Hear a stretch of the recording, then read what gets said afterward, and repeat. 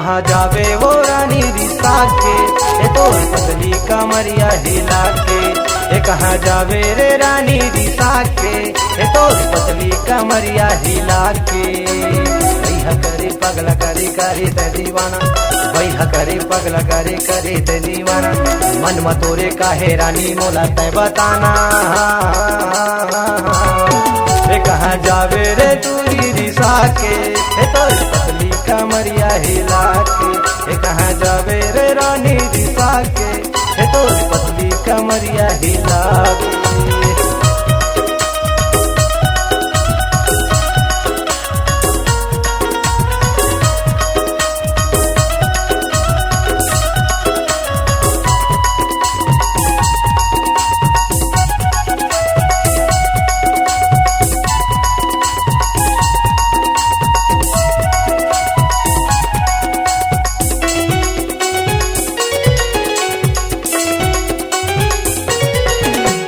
तही बनाए बैहा गोरी, तही बनाए मोला दीवाना। तही बनाए बैहा गोरी, तही बनाए मोला दीवाना। एक रे कारण ये रानी तोर पारा माहे आना जाना। एक रे कारण ये रानी तोरे पारा माहे आना जाना।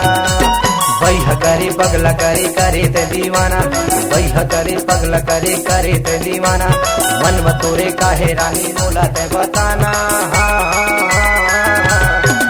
कहाँ जावे वो गोरी रिसा के, तो पतली कमरिया हिला के। कहाँ जावे रे रानी रिसा के, तो पतली कमरिया हिला के।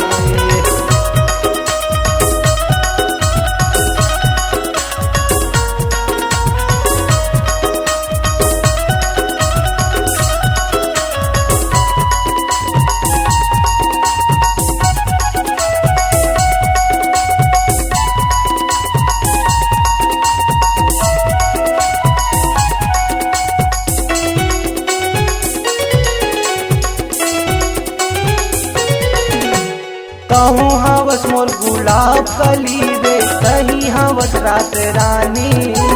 तही हवस मोर गुलाब कली, तही हवस रात रानी। जब ले तोला देखे रे पगली, लगे है तोर बरबानी। हाँ जब ले तोला देखे रे गोरी, लगे है तोर बरबानी। भैया करे पगला करे करे ते दीवाना, भैया करे पगला करे करे ते दीवाना। मन में तोरे काहे गोरी मोला ते बताना। कहाँ जावे रे रानी रिसा के, तो पतली कमरिया हिला के। कहाँ जावे वो गोरी रिसा के, तो पतली कमरिया हिला के। भैया करे पगला करे करे ते दीवाना, भैया करे पगला करे करे ते दीवाना। मन में तोरे काहे गोरी मोला ते बताना। कहाँ जावे वो गोरी रिसा के, तो पतली कमरिया हिला के। कहाँ जावे रे रानी रिसा के, तो पतली कमरिया हिला के। कहाँ जावे वो गोरी रिसा के, तोर पतली कमरिया हिला के। तोर पतली कमरिया हिला के।